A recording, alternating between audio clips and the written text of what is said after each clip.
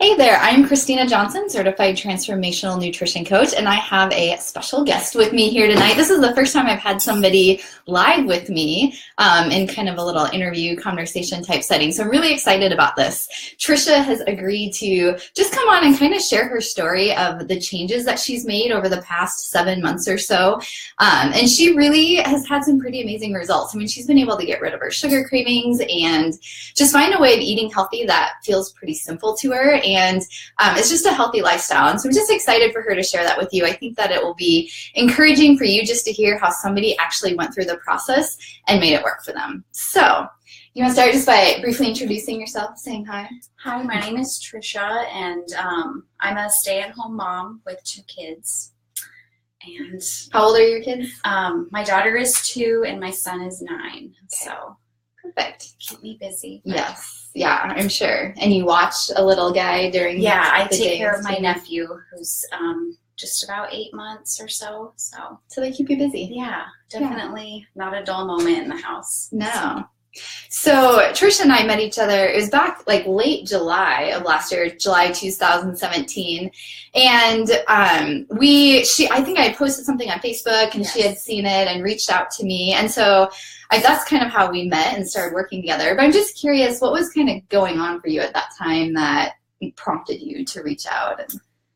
Well, to be honest, not much. Just, we had just moved into a new house and just kind of going with the flow. I hadn't started watching my nephew yet, and my son was home because it was school break. So I was just kind of just there, just existing, not really doing much at that time. And I mean, we would go on walks and stuff, but there really wasn't, I don't know, I just was kind of feeling like I needed something. Yeah. And that's when I saw your post. And I was like, I think I need to look into this. So. Yeah. So you just kind of felt like you were going through the motions. Yeah. Definitely. Yeah. Just taking care of my family and being a mom is what I was doing, which isn't bad, but sometimes you just, I don't know, there's that need for something more, I guess. Doing something for yourself. Yeah.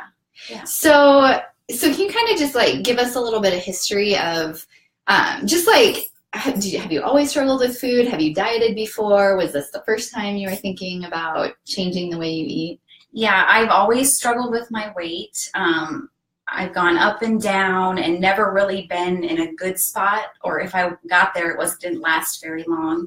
I had tried diets where you count the points, and the low carb lasted a little while, but then, a holiday comes and you're like, oh my goodness, like, let's, throw the diet out the window. Yeah. And I mean, there was nothing ever sustainable that lasted. Yeah. I didn't feel like I was deprived of everything, basically. Yeah. So. Yeah, I think a lot of people can relate to that, just to kind of trying one different thing after another and seeing results for a little while, but then something happens and you kind of go off the diet. Or I would always do great during the week, and then the weekend would come and I would always be like, oh, well, it's the weekend, let's be more lax about it. Yeah. And then that weight would just go right back. So it's just this vicious cycle. Yeah. So when we met then, what kind of changes were you hoping to make? Well, honestly, I was just hoping to lose some weight, but from you, I got so much more than that. Like, totally. I mean, there was emotional work, there was mental work, and then, of course, obviously, the losing weight in inches was a big plus as well. But you didn't know what you were in for. No, I didn't. And I was, I'm really glad that we were able to go through this. Yeah. So, yeah, I guess I'm curious, what were you expecting? Like, so as a health coach, working with health coach, what did you think it would be like? I really didn't know. I guess maybe I thought you were going to tell me like what I could and could not eat. And I don't really know what I expected. Yeah. I just knew that it was probably, there was just something when I saw your post, like, you should probably reach out to this person. Like, there's just something, that feeling you get. Yeah. So, I mean, yeah, I didn't really know what to expect, I guess. So yeah, it is interesting. I feel like we all get those little gut feelings every now and then, or our intuition or whatever it is. Yeah. And if you're not paying attention to it, you can kind of miss out on all kinds of things in life. I agree. So yeah, that's a cool example.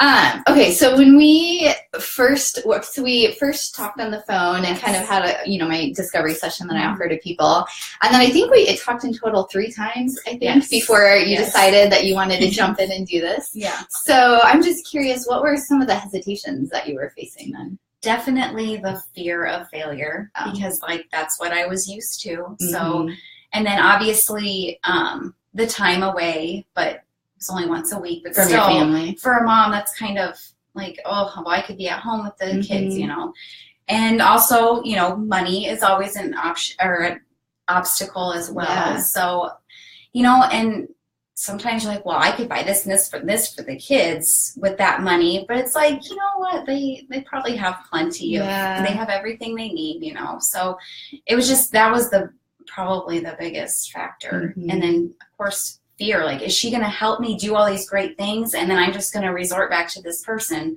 and just have wasted, your time and mine. And here we go again. So that was really hard for me to talk myself into, I guess. Yeah, I think those are pretty common fears that a lot of people face. That fear of failure, especially, big time. People who have tried one diet after another. You just kind of expect that that's just going to continue to be the trend. Right.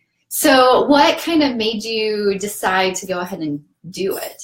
To jump in? Talking to you those times on the phone really, I felt a connection, and you were just very, kind and positive, and just really helped me say yes, I guess. Yeah. I mean, if, I don't know, because you weren't trying to sell something. You weren't trying to just get someone to come to you. You were really open, and we talked about a few things that maybe I was struggling with, or why I would want to come see you. So yeah, definitely you are the reason why I said yes. Yeah. Sometimes it just takes, I think, somebody else believing in you a little bit too, and giving you that courage to. Yeah, you were definitely positive about it, and you were confident as well that you could help me. Mm-hmm. So that was, that's always a plus. Yeah. So. Sometimes we need someone else to be confident when we're not always feeling it in the beginning. Exactly. Yeah. Okay. So what was it like? I mean, we worked together for 3 months in my Sugar Reset program. So what was it like for you, going through that process? Can you just kind of describe the changes you made, or? Well, in the end, it was surprisingly very easy, which was crazy to come to that realization. Yeah. But it was also scary because nobody really likes change. Mm-hmm. And I think to do this, you really need to commit to changing yourself. Yeah. And the emotions that came up were really surprising. Mm-hmm. That they oh my gosh, I have to work through this. I can't go eat sugar because I don't want to deal with these emotions, know? And there was a lot that had been buried deep inside that I just shoved in there so I didn't have to deal with them. And they came out and I had to deal with them. So, and because I dealt with them, then I grew as a person and became stronger and able to continue on with the choices that, for eating and stuff. So I think that's sometimes what it takes to really be successful with losing weight, is changing on the inside. Because if you lose the weight but nothing changes inside, then it's easy to revert back. Mm-hmm. Or like you said, when you're not eating the sugar or junk food and the emotions come up, you either find another way to deal with it or you start turning to food again. Right. And so you kind of had to make that choice. Right. Was it hard dealing with some of those emotions, or how did you work through it? It was. I guess it was just easy to take it 1 week at a time. Like whatever would come up, I would know that we were meeting that week and that we could talk about it if we needed to, or that it's like, okay, if you can just make it to Wednesday night, you're going to be okay. And I mean, I guess the first time, I do remember the first time that a big emotion came about where I did want to basically eat my emotions was my son was having some trouble at school, and I got an email from the teacher, and it was to do with him getting bullied. And I went to the kitchen. Like, why am I going to the kitchen? And I was just frustrated with it because it had been going on for a little bit. And I just, stood there, and I'm like, I said it out loud. I said, I just want to eat something. And I started in my mind going through anything that I could eat and get enjoyment out of it. And there was nothing in the house that was going to feel that or fill the emotion that I was feeling. And I kept telling myself, I'm like, you're just going to have to handle this. And so I just cried. And I think because I cried, well, obviously it stopped me from emotional eating, but I got through it and, got stronger. I mean, Do you feel like you're better able to deal with like stressful situations like that now? Yeah, I think so. Yeah. Just definitely, like, I've had to teach myself, okay, this is happening. You need to feel these emotions and quit kicking them to the curb, because they're coming back to get you. It doesn't go away. No. And we'll always have things like that in life. Yeah, exactly. It always comes up. There's always emotions to be dealt with, whether they're good or bad. And you can't suppress them and you can't eat them either. Yeah. So yeah, you can, but then that just makes you more miserable. Yes. Yeah. So what were some of the changes that you made during the program, just to how you ate and things like that? Well, first of all, even before we met the first time, I made sure I got out all of the stuff that I knew I couldn't say no to. Yeah. So I started, some things I threw away, some I probably ate real quick. I don't remember. The Last Supper effect. Yeah, I definitely did have a last meal, that's for sure. What did I do? I guess I probably started looking up recipes of things that would be better choices. And I don't know. I made the choice that carbs were gonna, be limited and, that I didn't want to eat bread anymore because bread is like terrible. I can overeat bread a lot. So yeah, it's easy to overdo it on that. Yeah. So did you, like, during this process, I mean, you're giving up all these foods and just changing how you ate, did you feel like you were missing out on things? Was it hard to let go of certain foods? In the beginning, yes. So I made sure we only ate at home and, I did feel like I was missing out, but I sure don't anymore. I mean, sometimes I feel like, I probably shouldn't be eating this, but yet it is healthy for you. So yeah. Were you surprised then by some of the foods that you eat now that are healthy for you, that make you feel good and that you enjoy? Definitely. Yeah. Like your bacon and eggs. Yes. Bacon is good. Yes. Yeah. It's definitely, bacon is not causing obesity, that's for sure. Unless you're mixing it with a bunch of carbs and, processed foods as well. So, yeah, definitely. Yeah. Was there anything else, I mean, you kind of talked about this, but was there anything else that surprised you about going through this process of the Sugar Reset program? Or did you already, I mean, you kind of mentioned all the emotional stuff that came up. Yeah. Well, I was very surprised how quickly the cravings went away. Really? For things. Yeah. Like, I could, if we went to a function that I wasn't in control of what was being served, I could say no to dessert or to, a bun for a burger or something. Like, it's really become very easy to say no. Which is crazy. Did you think like, I don't know, a year ago that you would be able to say that? That it would be easy to say no? I think when we talked, like, the first time I was like, well, I don't ever want to not eat a candy bar again. And right now, I really don't care. Like, I mean, that's the best part, is when you don't mind that you're not eating it. Yeah. Because you can still have dark chocolate. I mean, so there's healthier alternatives. Yeah. And I know another big thing that made me think of is just as we were going, like, I think it was challenging and took a while just for you to feel comfortable in those situations and eating out and I think I had a panic attack the first time we were going to eat out. That was very scary because I'm like, I don't know what to order. I don't know. And now I have no issues, and I'm not afraid to say no bun or I don't want that, or if they say, oh, do you want fries with that? I say, no, thank you. I'll have the steamed vegetable or broccoli or something. And I'm content with that. Yeah. I don't feel like I'm missing out on, a different side or something. That's the best part, when you don't feel like you're missing out at all. Yeah. Because I almost feel too that it's not that the food doesn't taste good, but like the enjoyment that I used to have from eating isn't that same enjoyment. Yeah. So it's like, okay, I'm hungry. I'm going to eat a meal and then I'm done. Like, it's not like, oh, I have to come and have the best dish here, no matter what it is. It's just, okay, I know what I can, can choose to eat. And that's so it's almost like you're not getting your joy and like emotional fulfillment. Yeah, that's kind of dulled. I mean, then you just, get so do you feel like, I think people feel like sometimes, like if I give up all these sugary foods and I give up all my favorite, the breads and the bagels and all that, then it's like life's not going to be worth living almost, it's like, it's going to be depressing not to eat those things. So have you felt I that have way? not felt that way at all.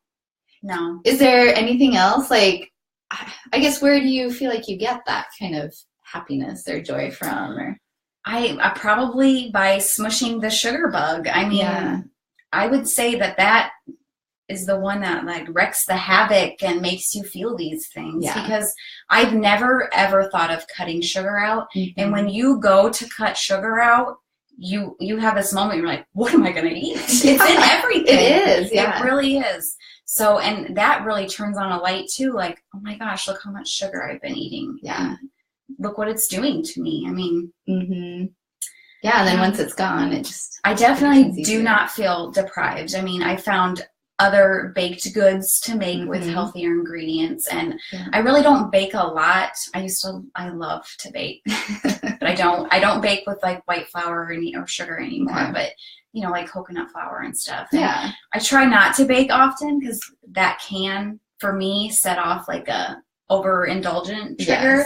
But it's not like the next day I'm like, oh, now I'm back to my sugar cravings, I need to go eat a candy bar or go get a cupcake or something. It's just, I know that I can bake every once in a while just to kind of have a treat and enjoy it and then move on. So, and that's such a great place when you can like have a treat and enjoy it, and then and those baked goods they are a good substitution. It's you're not going to eat like it's not the same experience, but it does its job. Like it does its job. And when you're not eating all the processed and sugary foods anymore, then more natural stuff starts to taste better. I agree. Taste buds change. I never thought that would happen. Like, never. I think that's what I love about your story too. I mean, because you were where everybody is at the beginning, and not expecting to have all these changes happen. Right. Yeah, you don't it's amazing, and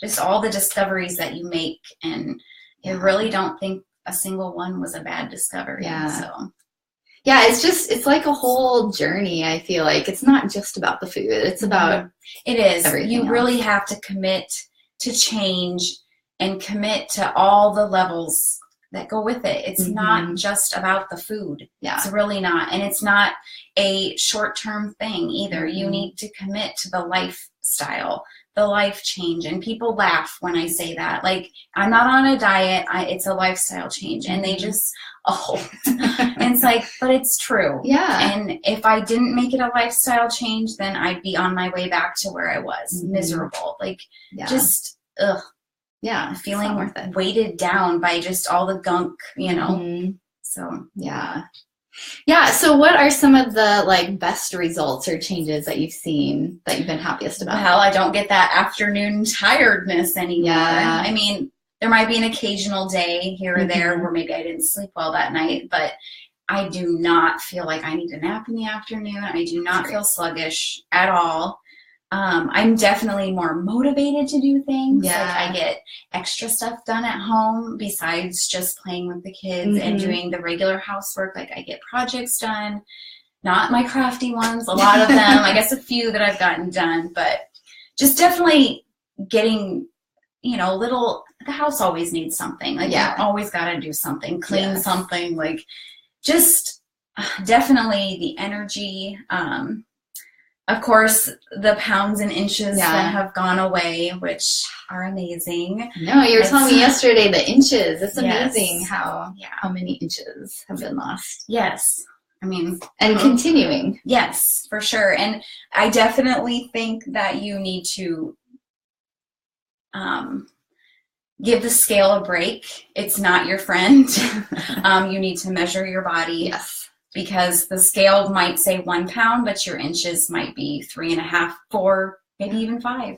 Which is what happened to you. Yeah, exactly. Yeah, because like in 1 month, I lost 1 pound, but 3.5 inches. So that was awesome. Yeah. It's definitely more positive to measure yourself because that's, I mean, yeah. Because you might be like, oh, well, my pants feel, looser today, but I only lost 1 pound. Well, that's because the inches are going away too. I mean, yeah. Yeah, and then if you're just always weighing yourself and not seeing those that weight loss, then it's this negative downward spiral. Yeah. And I guess also the feelings of guilt and shame have lessened, pretty much gone. Like I don't have to feel guilty because I, ate a piece of cake or something because I don't eat that piece of cake anymore. So like that guilt goes away. That's huge. Also, I learned that I had a lot of negative self-talk going on, and it was really bringing me down. And so I've kind of learned to quiet that and stand up for myself against myself. Yeah. I mean, that's in reality, that's what it is. Yeah. Like, you have to learn to be nice to yourself and quit being so negative. That's such a good point. I think so many of us we're talking bad about ourselves and putting ourselves down, and like you said, like making ourselves feel guilty for what we're eating and just for everything. Yeah.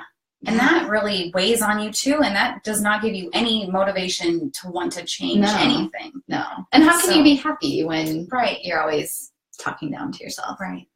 I agree. Yeah. It's definitely some very good results from the program. So. I feel too, like even just seeing you at the beginning and now, like you just seem, I don't know, lighter, happier, more confident. Yeah. And that's exciting. Still got ways more to go, with the confidence and stuff, but I'm definitely more happy and content with myself. So that's huge. Yeah.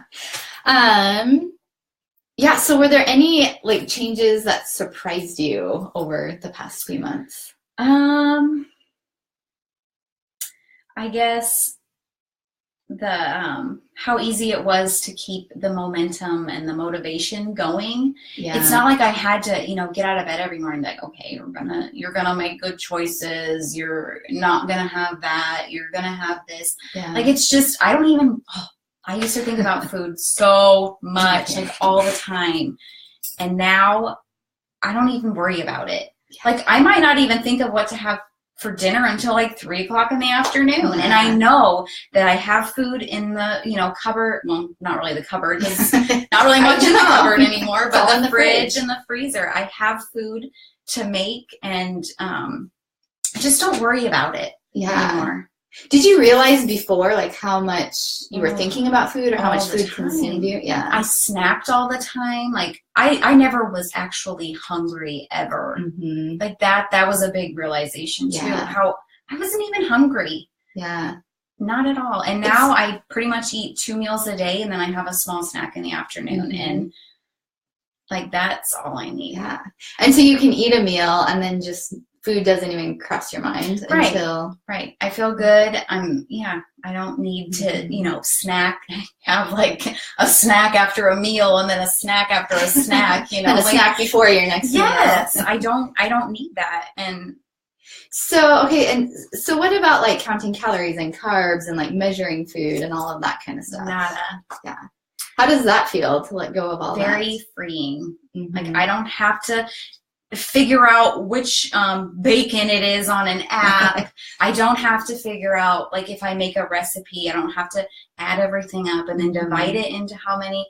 I just really think about eating whole foods, real foods, protein, and basically it's protein and vegetables is what it is, with some healthy fats.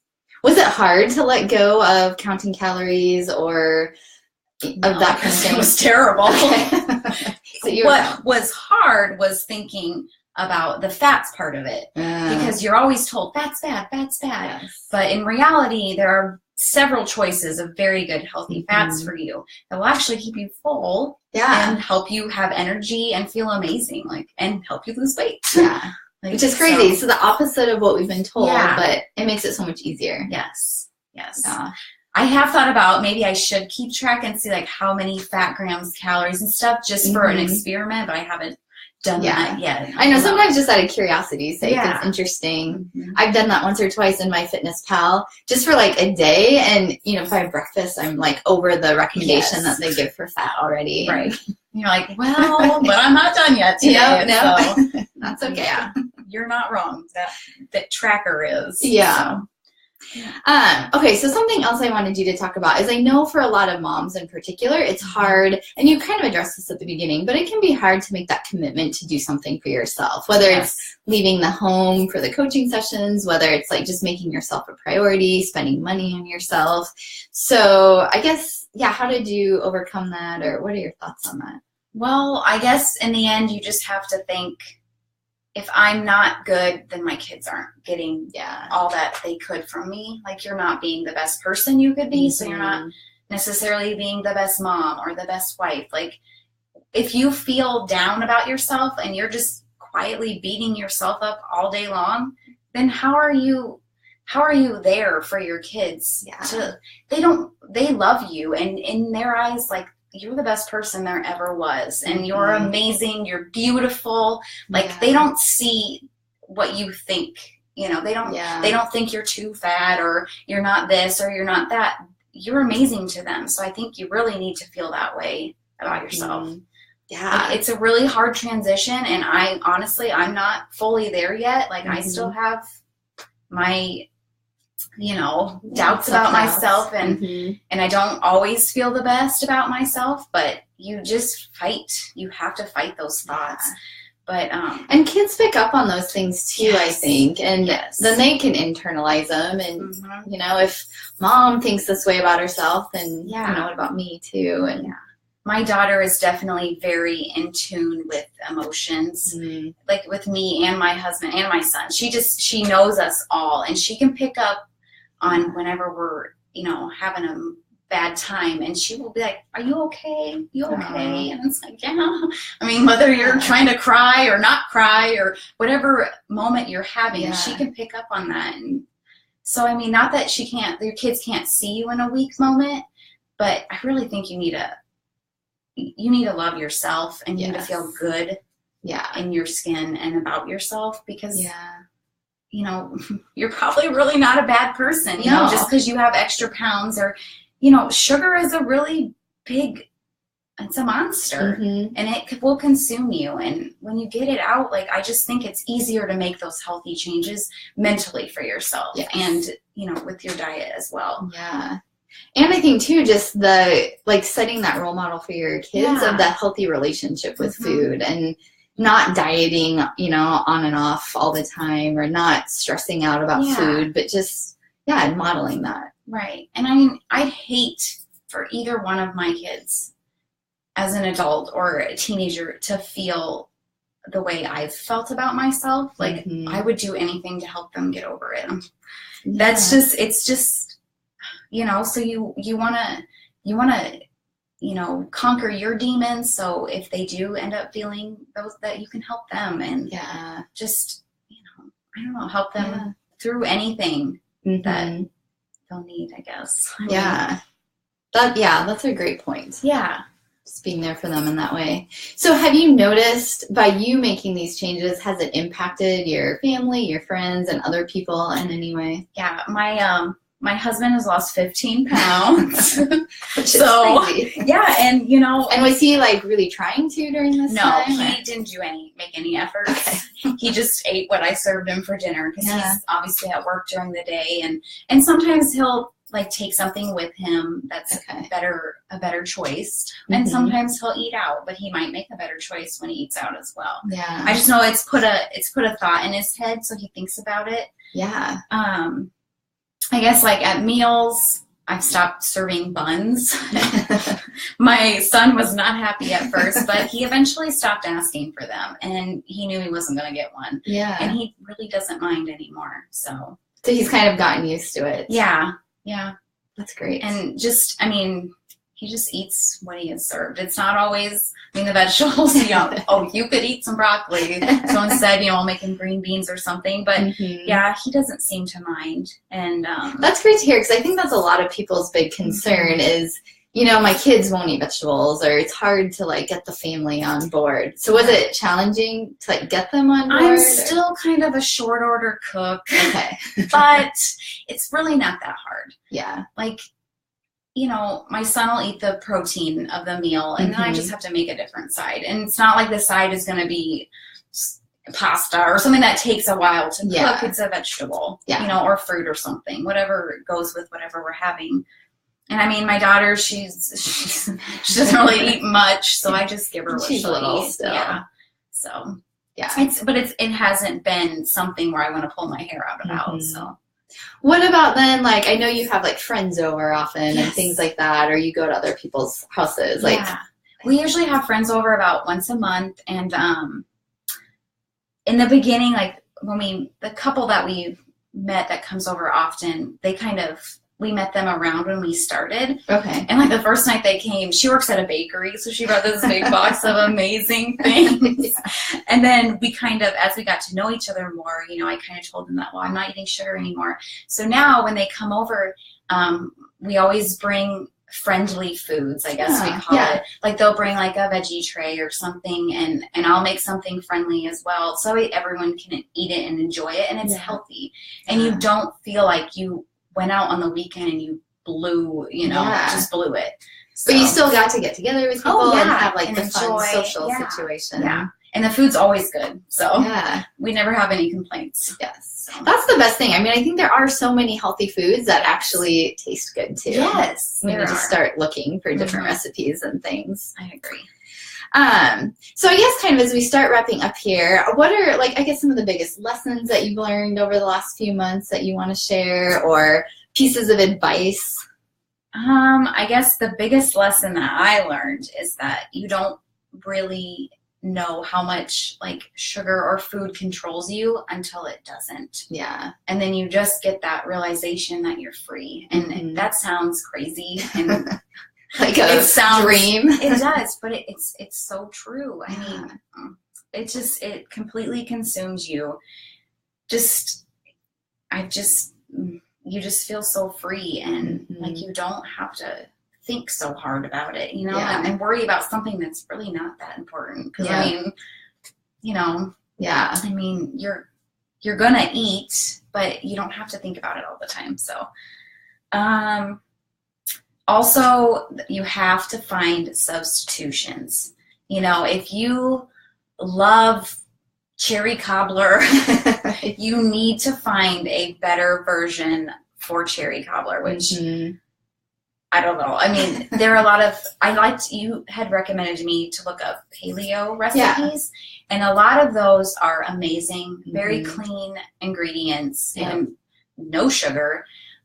Sometimes I might have to sub out something that might be, because sometimes the honey and the syrup, I don't really do a lot of that. So like, I'll have to find a different sweetener. Yeah. So I'll find an alternative for that. But you definitely have to substitute. Yeah. I've made 90-second bread, which you definitely need a glass of water with, because it's coconut flour, and coconut flour takes a little more liquid.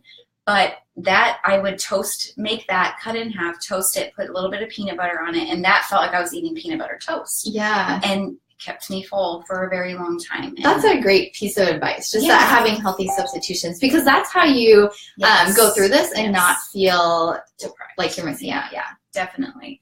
Yeah, and once, I mean, I don't even make that anymore, because I don't even feel the need to have the toast anymore, you know? So, but I know it's there. And like, I found a very clean recipe for blueberry muffins. Ooh. Lots of like coconut milk, coconut flour, and so they're good. Yes, and they taste just like a muffin. I mean, they don't have those big granules of sugar on the top, but they definitely cut it. Yes, you have to find substitutions. Yeah, you have to. And I also think, like, you need to be prepared.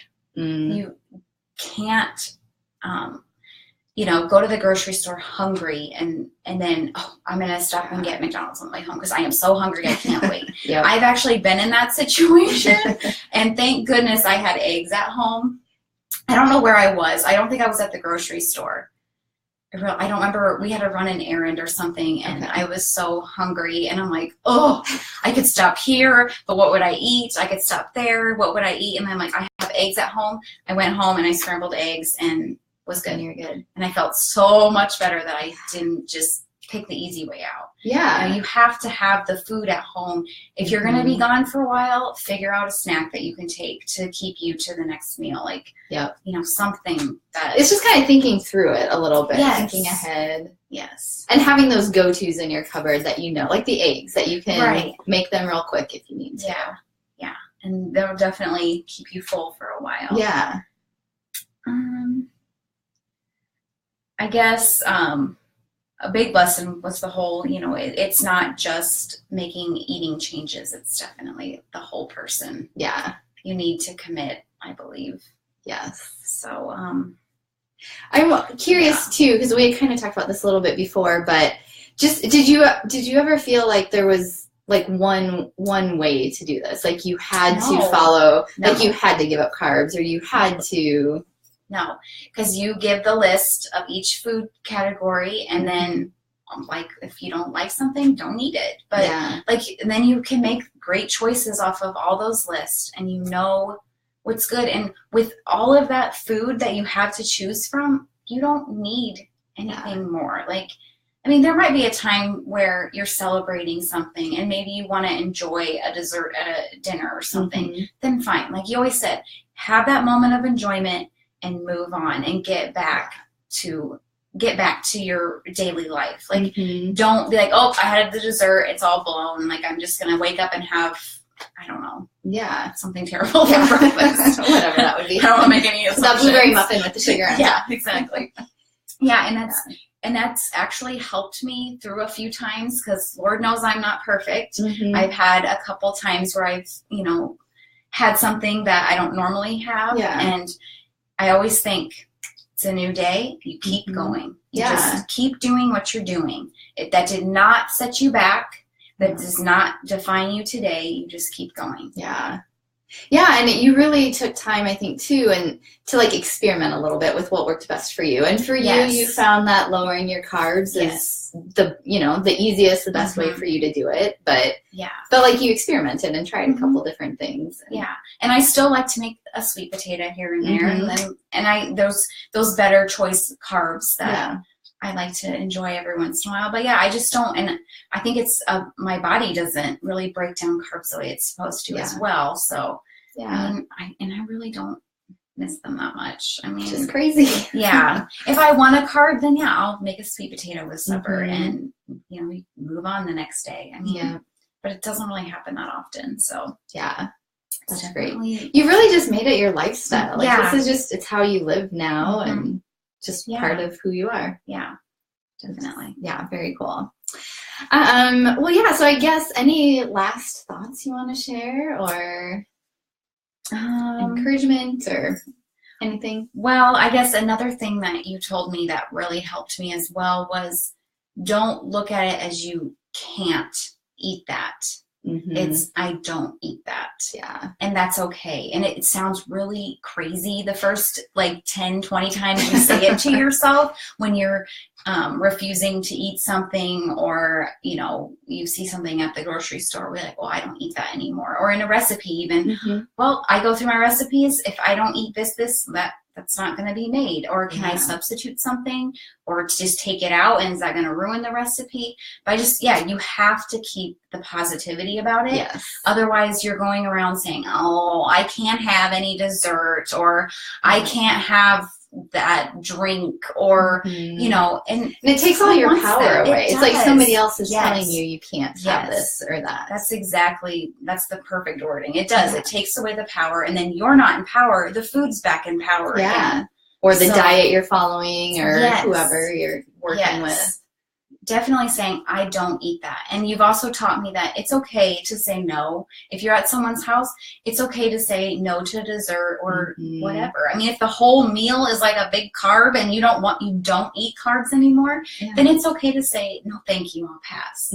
Like, that was a big, you always think that that's a respect thing. Yeah. But really, it comes down to respecting yourself too, in a way, and your own commitments and values and it's body. not like you're doing it to offend that person. You're doing it because that's what, that's what, how you're respecting yourself is by not eating those foods, But you just have to stay positive, use the positive wording, everything, because otherwise, you're not in control anymore.